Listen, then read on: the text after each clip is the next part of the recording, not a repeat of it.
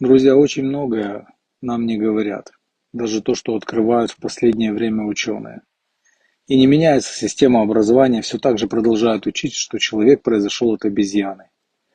Но задайте этим ученым простой вопрос.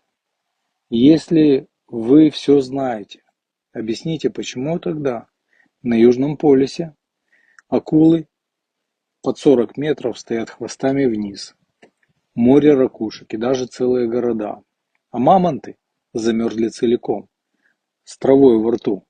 На заморозку простого слона нужна температура ниже 80 градусов, иначе он просто сгниет.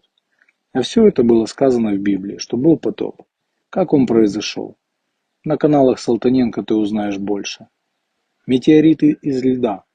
Подключайся, будет интересно. Ты узнаешь не только прошлое, но и то, что будет с Землей. Аминь.